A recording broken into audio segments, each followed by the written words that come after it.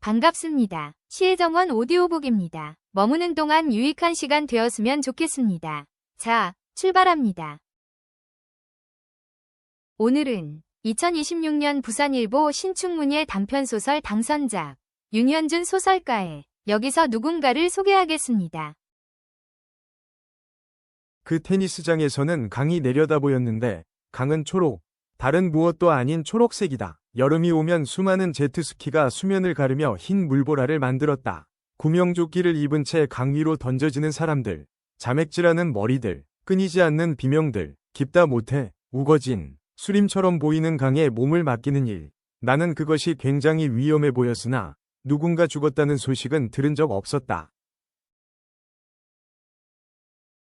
아버지가 관리인으로 일하는 테니스장은 아버지의 오랜 친구가 소유한 것으로 5개의 클레이 코트가 있는 큰 규모의 테니스장이었다. 외진 곳에 있고 철저한 예약제로 관리되어 고위 관료나 기업인, 가끔은 연예인들까지 즐겨 찾았는데 아버지는 그 점을 마음에 들어했다. 공적으로 살아가는 이들의 사생활을 예약받거나 거절할 수 있으며 때로는 취소할 수 있다는 것.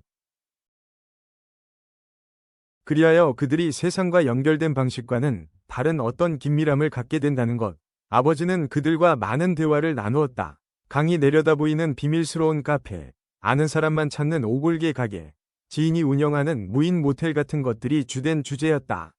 한 번은 어느 배우가 내연관계의 여자와 함께 아버지가 추천한 무인 펜션을 다녀온 후 정보의 답례로 값비싼 빈티지 와인을 선물한 일이 있었다.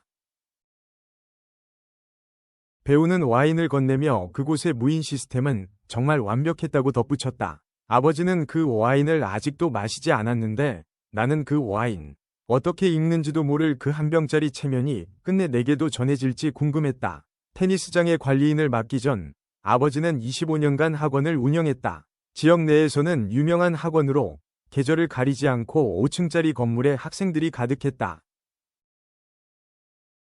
그러나 학원은 코로나를 지나며 위태로운 상태로 접어들었다. 그렇게 하락세만 타다가 재기를 노릴 틈도 없이 폐업이 결정되었다. 학원의 폐업 이후 아버지는 선생님으로 불리지 않았다. 우리가 사는 도시 곳곳에 아버지의 제자들이 있었고 심지어 자주 마주쳤으나 그들은 길에서 아버지를 마주칠 때마다 호칭을 고민하다 끝내 호칭을 생략하곤 했다.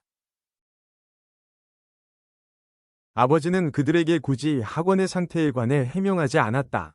그러다 어느 늦은 오후 스타벅스에서 어느 여자를 마주친 이후로 아버지는 아예 외출을 멈추었다.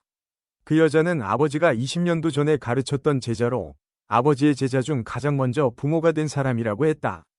여자는 아버지의 앞에서 그녀의 아이에게 엄마의 선생님이니 인사하라며 머리통을 눌렀다.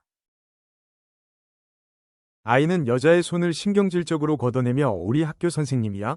물었는데 여자가 단호히 고개를 저었다. 아버지는 굉장히 곤란해 보였다. 그해 겨울, 아버지는 시외곽의 테니스장 관리인으로 일하기 시작했다. 아버지의 말로는 친구의 부탁이었다고 했으나 나는 아버지가 보낸 오랜만이다로 시작되는 간곡한 문자 메시지를 알고 있다.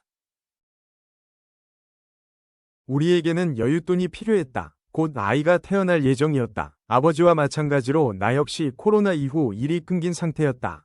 다행히도 아버지의 취직과 동시에 숨통이 트였다. 아버지의 급여가 대단한 것도 아버지가 숨겨둔 돈이 있는 것은 아니었다. 때마침 아버지의 친구가 테니스장 빈 부지에 휴게 공간을 지을 업체를 물색 중이었다.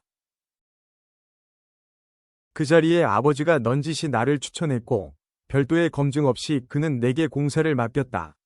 그는 잘 부탁한다는 문자와 동시에 계약금을 입금했다. 나는 그 돈으로 산후조리원 기간을 일주일에서 3주로 늘렸고 산후보약을 예약했다. 아내는 크게 내색하지 않았으나 조금 비장한 표정을 짓는 것으로 보아 기뻐하는 것 같았다. 모든 것이 순조로웠지만 한편으로는 불안했다. 언제 어디서든 변수가 생길 것 같았고 예전과 달리 우리에게는 변수를 감내할 여유가 없었다. 우리의 삶은 어느 순간부터 휘어지기만 했으니까 어중간한 바위에 물길이 갈라지는 시냇물처럼. 그날은 어느 테니스 동호회에서 테니스장 전체를 통째로 예약한 날이었다. 줄지어 들어온 고급 세단에서 내린 이들은 아이고 어른이고 할 것 없이 모두 고급품으로 알려진 V4 테니스 장비를 걸치고 있었다. 강렬한 햇빛에도 몸짓과 말투에서는 각양각색의 여유로움이 묻어나왔는데 나는 그들 모두가 어딘가 엄숙한 구석이 있다고 생각했다. 테니스를 치기 전 그들은 아버지에게 테니스장의 안내를 부탁했다. 아버지는 그들을 이끌고 테니스장 주위를 돌며 최신 시설과 자연경관이 어우러진 이곳의 특별함을 설명했다. 그들은 별 반응이 없다가 주차장 앞쪽 작은 오솔길을 따라 강가에 도착했을 때가 되어서야 감탄했다. 어리고 젊은 사람들은 수면을 가로지르는 제트스키와 둥둥 떠밀려가는 사람들을 구경했고, 중년의 남자 하나는 여기 낚시할 만한 곳이 있냐고 물어왔다. 그중 얼굴 대부분을 이사이 고급 스카프로 감춘 남자가 강의 한가운데를 응시하며 눈을 끔뻑였다. 그들 중 가장 나이가 많아 보였다. 아버지가 그에게 다가가 기록되지 않은 강의 비사를 떠들기 시작하자 늙은 남자는 스카프를 매만지며 아버지의 이야기를 경청했다. 부드럽게 휘어진 눈매, 이따금 까딱거리는 고개. 그런 걸 보며 나는 그가 아버지가 들려주는 이야기를 이미 알고 있다고 생각했다. 어쩌면 아버지보다 더 많이 강가의 레저 시설에는 사람이 바글거렸다. 미끄럼틀을 통해 강으로 던져지는 사람들은 모두 완벽한 포물선을 그리고 있었다. 나는 한 발짝 물러서 그들과 강과 숲을 한눈에 담았다. 저들은 나와는 전혀 다른 방식으로 이곳을 기억할 거라는 강한 예감이 들었다. 그들은 대부분 놀랍도록 테니스에 능숙했다. 특히 중학생처럼 보이는 남자아이 하나가 눈에 띄었다. 가장 어렸지만 아무도 그 아이의 상대가 되지 않았다. 아직 사춘기를 겪지 않은 것인지 눈빛은 흔들림 없고 피부는 부드러웠으며 투명한 살갗 아래로 핏줄이 몸을 오가매고 있었다. 근육은 아직 크게 발달하지 않아 팔다리만 놓고 보면 남자아이라는 생각은 들지 않았다.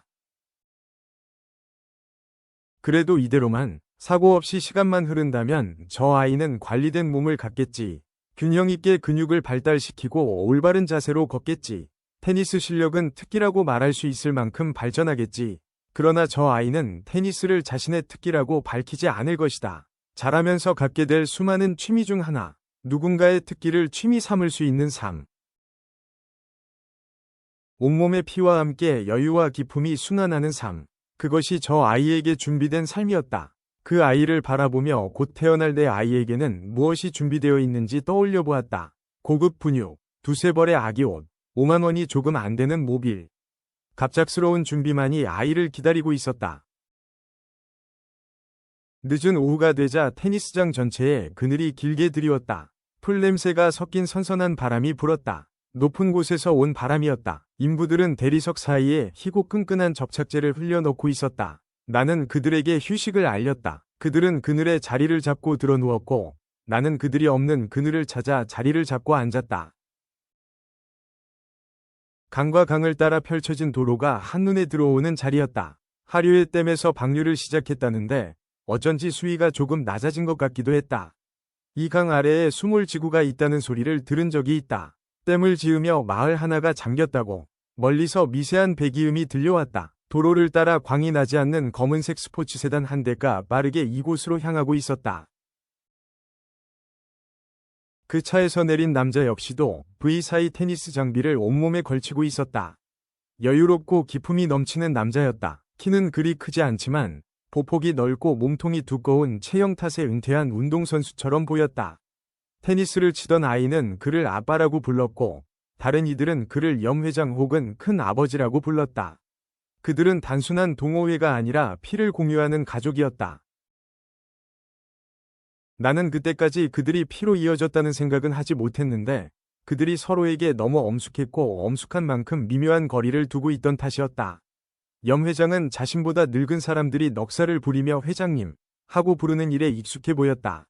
그는 먼저 와 있던 사람들과 인사를 나누곤 곧바로 테니스를 치기 시작했다. 그는 회장다운 실력이었다. 압도적이지는 않지만 재능 넘치는 아이에게 약간의 우세를 점할 수 있을 정도. 그들은 점수를 잃거나 딸 때마다 대화를 나누었다. 방금 정말 좋은 코스였다. 이러다가 정말 추월당할지도 모르겠다. 같은. 그들은 시종일관 주의를 기울이지 않는다면 알아차릴 수 없을 정도로 옅고 얕게 웃었다. 나는 잠시 아버지와 저런 식의 대화를 나눈 적이 있는지 떠올려 보았다. 기억에 없는 것 같아 시도해볼까 하다가 저런 식이 무엇인지 정확하게 알 수가 없어 그만두기로 했다. 아버지는 그들이 빌린 시간에서 30분 정도 여유를 두고 예약 시간의 종료를 알렸다.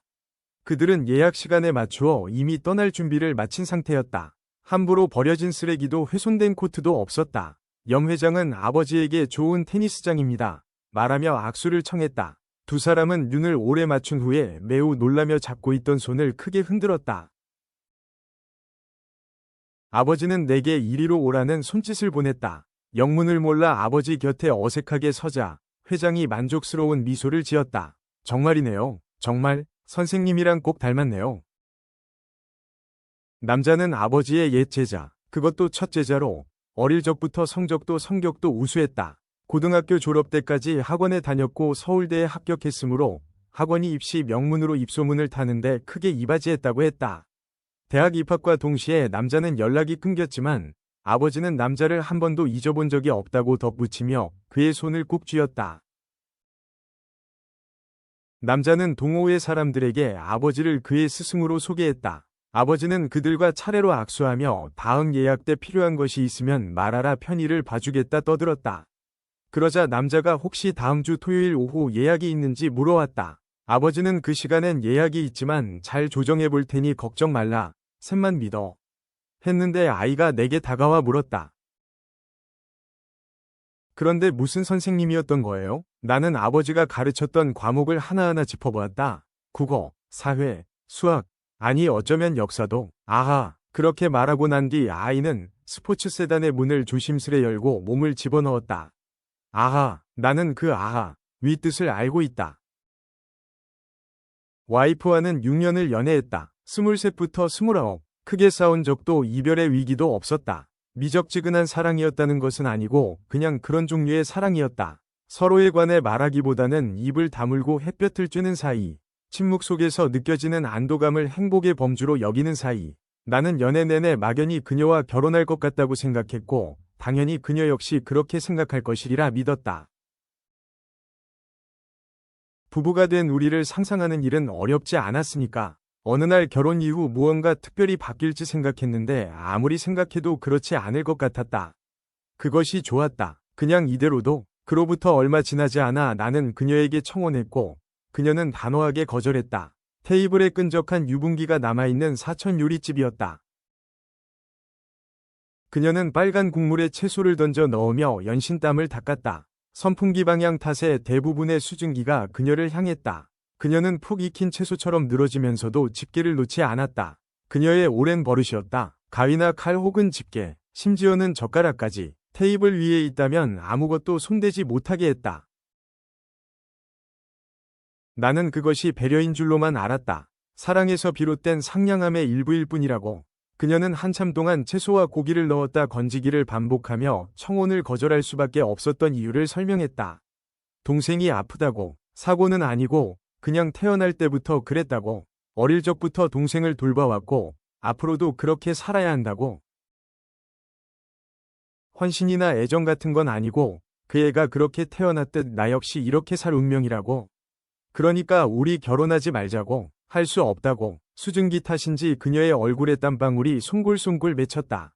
허벅지에 있는 흉터도 동생이 식사 중에 난동 부리는 것을 제압하다 남았다고 덧붙인 그녀는 담담하다 못해 대담한 표정이었는데 언젠가 이런 날이 올 거라 예상했는지도 몰랐다. 누가 내 문제까지 책임지게 되는 게 싫어. 아하. 나는 가볍게 고개를 끄덕이며 한 번 더 아하. 한 뒤 그녀가 떠준 채소와 고기를 남김없이 먹었다. 공교롭게도 일주일 뒤 그녀의 동생이 교통사고를 당했다. 내구도로 유명한 비사이 덤프 트럭이었다. 명성대로 운전하던 이는 무사했고 동생은 즉사했다. 형체를 알아볼 수 없다고 했다. 장례는 간소하게 치렀다. 그녀는 동생의 사망신고서를 제출하고 돌아와 내게 청혼했다. 우리가 자주 가던 카페였고 그날따라 커피 향이 깊었다. 그 해가 지나기 전 비로소 우리는 결혼했다. 그 애의 죽음으로 우리가 비로소 결혼할 수 있었다고 생각했다. 조금은 고마웠고 당시에는 그게 끔찍한 마음이라고 생각하지 않았다. 신혼여행으로는 스촨을 택했다. 아내가 맵고 화한 것을 먹고 싶어 했다. 매운 건 한국에도 많지 않나? 묻자 아내는 먼 곳에서 매운 게 먹고 싶다고 답했다. 나는 중국행 비행기에서 문득 장례를 치를 때 절을 했던가 떠올렸고 아무래도 하지 않은 것 같았다. 신혼여행 내내 우리는 즐거웠다. 아버지가 남자의 편의를 봐주기 시작하며 둘은 빠르게 가까워졌다. 남자는 항상 예약이 몰리는 토요일 오후 시간대를 원했고 아버지는 다른 누구보다 남자의 예약을 우선시했다. 아버지의 친구가 안식년을 맞아 긴 여행을 떠났기에 가능한 월권이었다. 너도 이런저런 핑계대고 공사 연장해라. 겨울 지나서야 돌아올 거야. 벌써 다음 달이면 산딸이 아니냐. 이미 공사는 준공 검사까지 마쳤고 준공식만 남겨둔 상황이었기에 처음에는 거절했다. 그러나 자꾸만 변수가 생겼다. 차가 고장났고 직원 하나가 퇴사 의사를 밝혔다. 빠져나가야 할 돈을 세마려 앉았다. 공사 연장을 위한 핑계를 떠올리며 자리에서 일어났다. 한번 마음을 고치니 이유는 순식간이었다. 나는 아버지의 친구에게 그 강을 핑계로 배수를 문제 삼아 공사 연장과 그에 따른 추가금을 안내했다. 그는 그렇습니까? 하고는 안내한 추가금을 입금하겠다고 답신했다. 토요일 밤이면 아버지와 동호회 사람들은 테니스장 구석에 조성된 평상에 모여 고기를 굽고 술을 마셨다. 그들은 히비키니 메켈라니니 사람 같은 이름의 술을 마시며 아버지를 선생님 하고 불렀다. 그들이 기분 좋게 취해가고 있을 때 아이는 내 곁을 맴돌았다. 휴게실 인근을 벗어나지 않던 나에게 다가와 이것저것 물었다. 술은 왜 먹는 건가요? 아저씨는 왜 같이 먹지 않나요? 나는 웬만해서는 대답하지 않았다.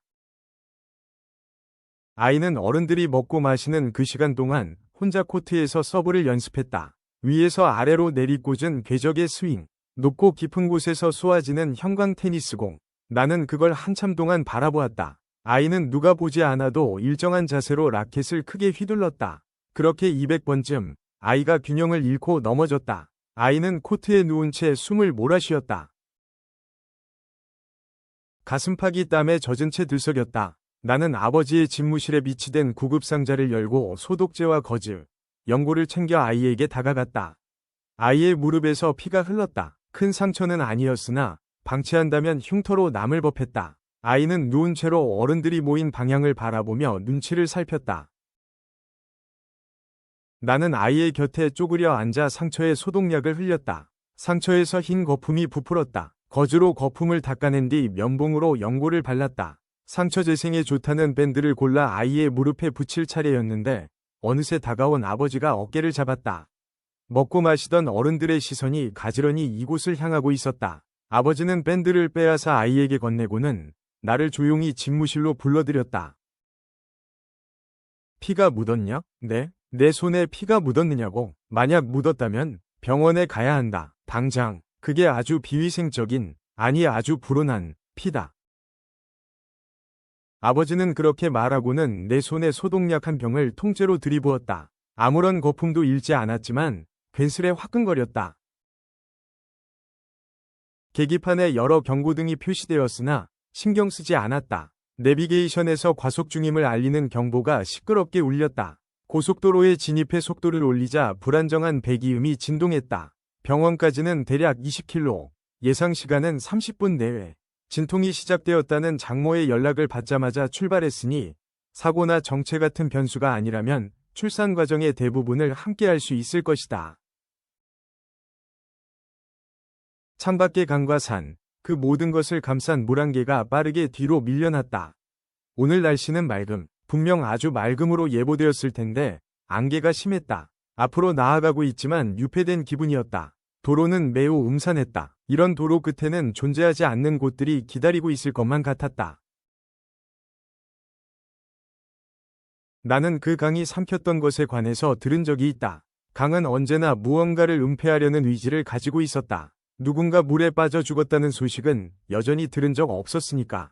초록강 아래 가라앉은 수물지구는 일종의 감옥으로 조선 중기 전국의 나병, 한센병 환자들을 모아 격리한 곳이었다. 그곳에 수용된 이들은 외부로의 통행이 불가했으며 그곳의 일을 기록하는 것도 엄격히 금지되었다. 자손을 남기는 것도 제한되었지만 그것은 통제할 수 없는 영역이었다. 그들이 작정하고 마을 깊숙한 곳에 아이를 숨긴다면 알아낼 방법은 없었다. 마을 내부에 자리가 없어 외곽을 따라 솟은 무덤을 보며 아무도 그곳으로 들어가려고 하지 않았고 그곳에서 걸어 나온 것을 아무도 사람이라고 믿지 않았다. 마을을 관리하던 향리만이 그들을 기억하고 또 기록했는데 마을의 마지막 향리가 아버지의 증조부, 그러니까 나의 고조부라고 했다.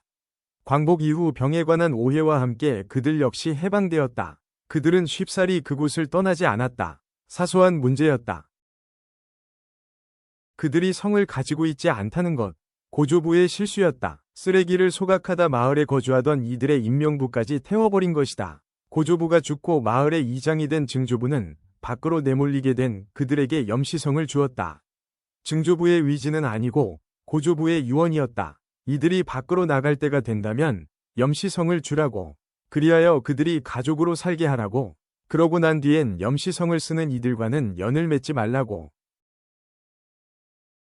염? 아니 염한다. 할 때 염. 왜요? 모양만 사람이라고. 그들이 떠나고 난 뒤 마을에는 무덤만이 남았다. 염시성을 가지게 된 이들은 매년 찾아와 성대한 제사를 치렀다. 나무에 오색천을 걸고 마을 곳곳에 함부로 묻힌 이들을 땅속에서 건져냈다. 길에서 주거길에 묻힌 이들이 너무 많았다. 그리고는 불을 피웠다. 아주 큰 불을. 그 제사는 마을이 하류의 댐 탓에 물에 잠기기 전까지 이어졌다. 나무도 불을 피우던 자리도 무덤도 여전히 강 아래에 있다고 했다. 전부. 그러나 그때에는 어쩔 수 없었다. 염회장만 한 해가 없었어. 아버지는 오래전 염회장이 처음 학원에 등록했을 때부터 그가 숨을 지고 염가의 후손임을 알았다. 두 가지 이유였다. 아버지는 수업 시간마다 기록되지 않은 비사나 당신의 기억을 떠들곤 했는데 아버지는 그날의 비사로 그 수몰 지구를 택했다. 수업을 듣는 대부분의 아이는 그 이야기에 관심이 없었으나 졸거나 졸기 위해 준비하는 아이들 사이에서 염 회장이 이렇게 말했다고 했다. 저거 진짜야. 진짜 있었던 일이라고. 아버지는 당혹스러웠으나 확신하지 못했다. 그러나 수업을 마친 뒤 학원비를 치르러 찾아온 염 회장의 할아버지가 얼굴 대부분을 삼배천으로 감추고 있는 것을 보고 나서야 확신할 수 있었다. 아버지는 짧게 고민한 뒤 그냥 모르는 척하기로 했다. 단순한 이유였다. 학원에 다니던 아이 중 염 회장만이 서울대에 갈 만한 아이였다. 병원으로 오는 길에 사고 현장만 2번을 목격했다. 짙은 안개 속 반파된 채 도로변에 멈춘 차들은 환각처럼 한순간 나타났다 한순간 사라졌다. 도로에 차가 한 대도 없었다. 이상하게 느껴질 정도로 고요했다. 도심으로 들어서기 위해 고속도로를 빠져나가자 거짓말처럼 안개가 사라졌다. 긴장이 풀렸는지 졸음이 밀려왔다. 고개를 길게 빼어 여러 방향으로 돌리며 스트레칭했다.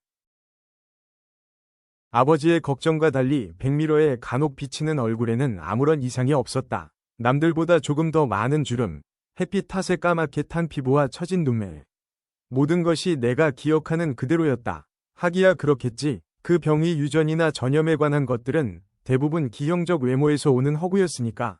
만에 하나 그 아이에게 병균이 유전되었고 그로 인해 내게 전염되었더라도 상관없었다. 나병, 한센병은 이미 정복됐으니까. 병원에서는 오래도록 기다려야 했다. 와이프가 참관을 거부했다. 이유는 알 수 없었다. 간호사를 통해 그냥 원하지 않는다고만 전해졌다. 무언가 잘려나간 기분으로 복도에 앉아 기다렸다. 기다리는 동안 장모가 전화를 걸어왔다. 아이의 이름을 받아왔다는 것이었다. 용한 스님에게서 받아온 이름이며 우리 가족은 모두 여기서 이름을 지어왔다고도 설명했다. 천천히 생각하는 게 나을 것 같습니다.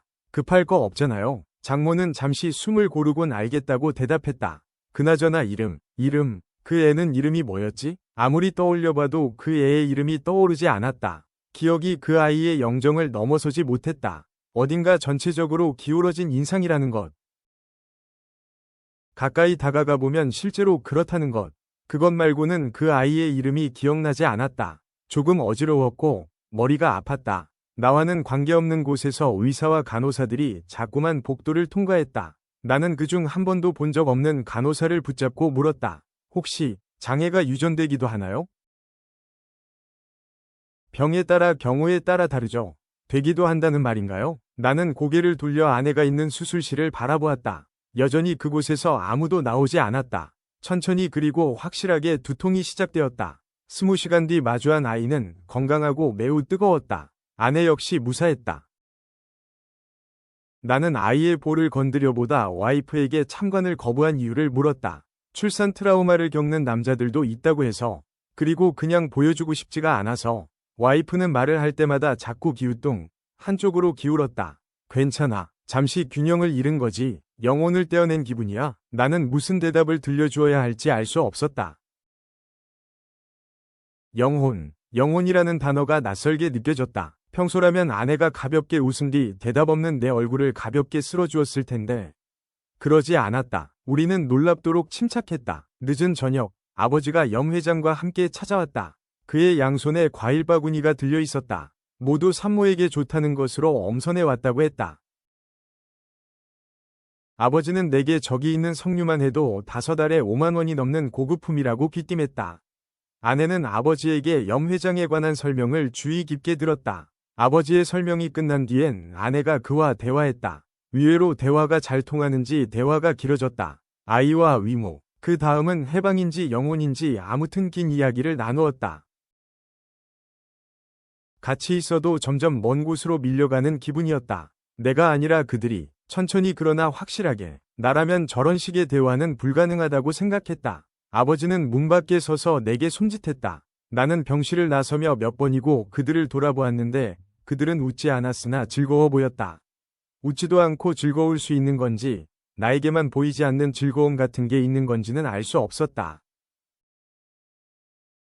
아버지는 차 보닛에 기대어 담배를 피웠다. 완강한 자세였다. 아버지가 된 소감이 어떠냐? 아직 실감은 안 나네요. 그러냐? 이런 식의 대화는 처음이었으나 이상하게 나쁘지 않았다. 아니 오히려 꽤 좋았다. 아버지, 부르자 아버지는 눈을 피했다. 몸짓도 부자연스러웠고 자꾸 한숨을 쉬는 게 부끄러워하는 것 같기도 했다. 나는 일부러 크게 웃으며 다시 한번 아버지 불렀는데 아버지가 뜻밖의 말을 꺼냈다.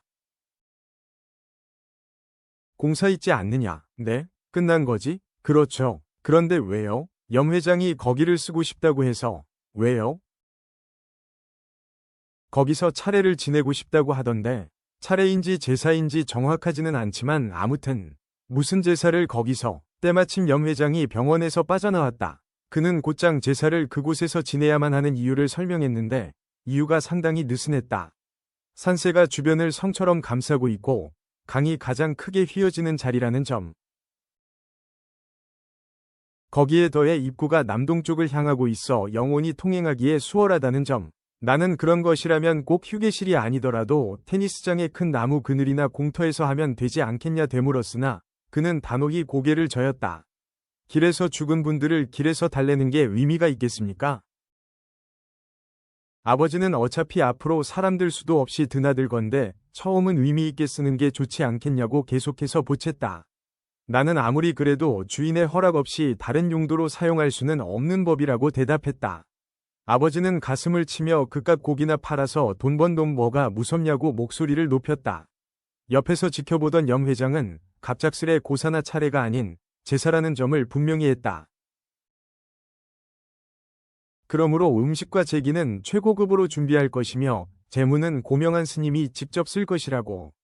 그는 여기까지 말하곤 아참 아내분은 잠들었습니다. 덧붙였다. 그의 제사는 내가 준비할 수 없는 것들로 이미 준비가 끝난 상태였다. 어쩌면 그의 설명에 있던 빈틈 역시도 준비된 것일지도 몰랐다. 착각일지도 모르지만 그 빈틈을 통해 제사에 동참하기를 바라는 것처럼 느껴졌다.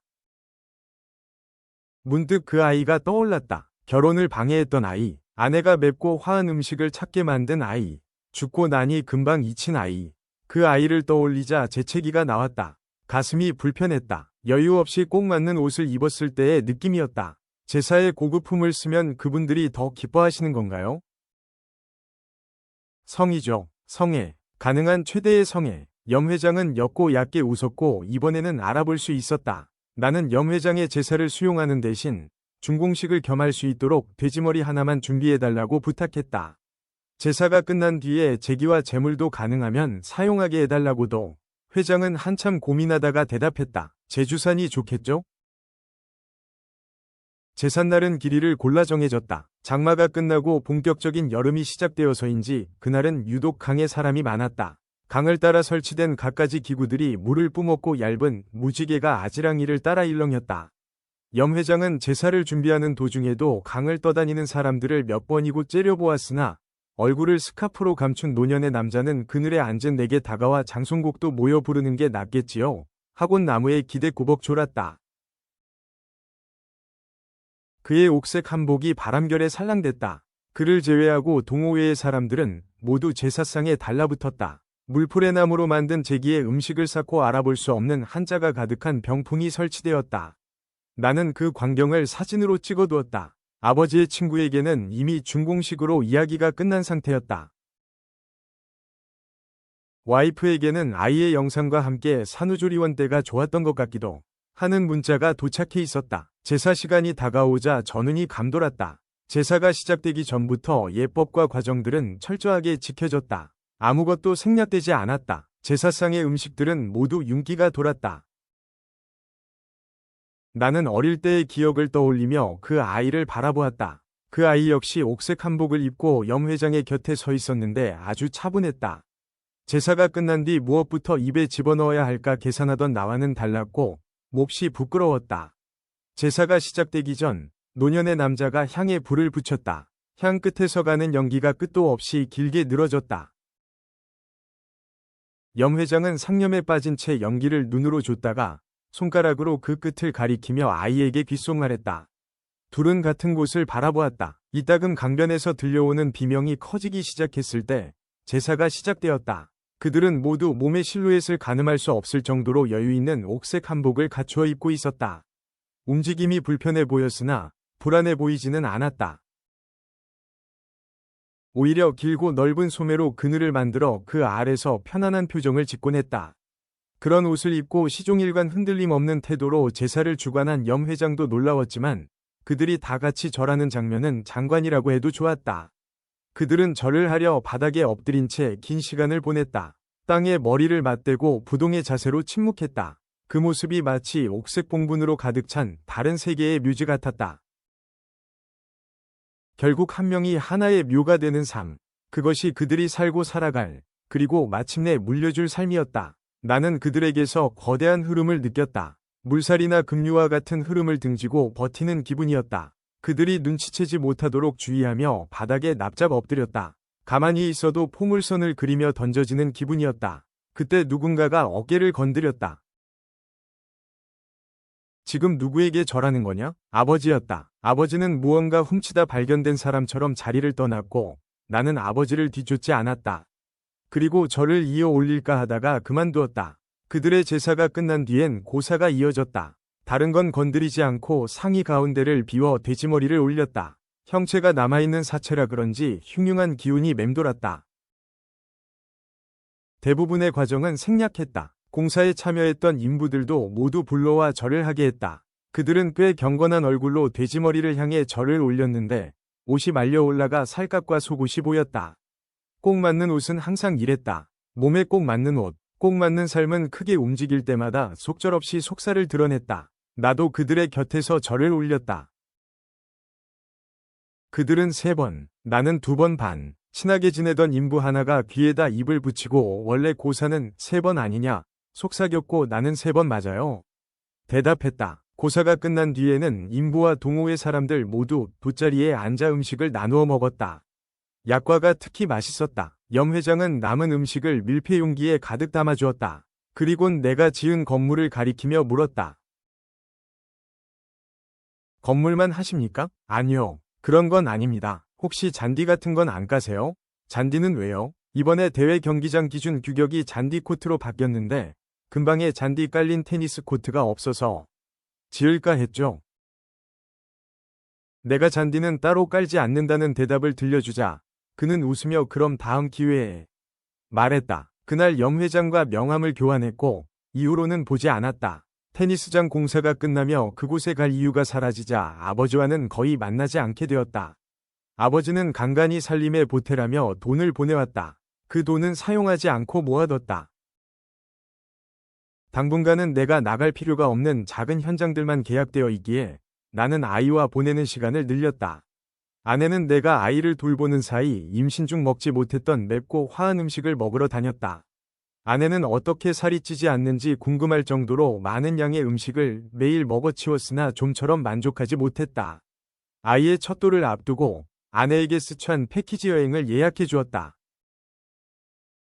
아이는 내가 볼 테니 장모와 다녀오라고. 아내는 환호했다. 아내가 중국으로 떠난 날, 나는 아이와 함께 병원을 찾았다. 3차 영유아 건강검진을 받을 시기였다. 문진표를 작성하고 의사와 상담했다. 아이가 계속 울었다. 의사는 상담을 멈추고 아이와 나를 유심히 살폈다.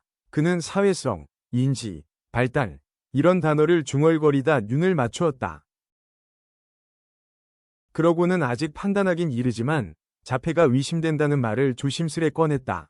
품에 안긴 아기는 따뜻하고 부드러웠다. 자폐라고요? 그것도 장애라고 할 수 있죠? 의사는 고개를 끄덕였다. 그는 그 뒤로 아직 확정된 것도 아니면 부모의 행동에 따라 앞으로 얼마든지 달라질 수 있다고 조언했다. 나는 그의 말을 믿기로 했다. 아직 아이는 돌이 지나지 않았다. 아이가 앞으로 살아갈 시간과 내게 남은 시간을 어림짐작했다. 더 많은 돈이 필요했다. 나는 고민하지 않고 염 회장에게 문자를 남겼다. 오랜만입니다. 로 시작해 이제 잔디도 한다. 로 끝나는 문자였다. 다음은 심사위원의 심사평을 보겠습니다. 3. 역사에 개입하는 변수 혹은 우연의 문제를 흥미롭게 서사화한 작품이다. 삶에 출현하는 예기치 않은 변수를 개인적 차원에 국한하지 않고 취약한 자들을 차별적으로 배제해온 역사의 문제로 환치하면서 소설은 폐쇄되지 않는 타자들의 출몰을 통해 거시사를 회절하는 다른 역사의 가능성을 타진한다. 날렵한 문체, 능란한 이야기에 대한 의욕이 앞서 주제가 다소 모호해진 측면도 없지 않으나 좋은 소설가로 성장할 수 있다는 믿음이 있었다. 여러분, 긴 시간 동안 시청해주셔서 감사드립니다. 늘 행복하세요. 다음 주에 뵙겠습니다.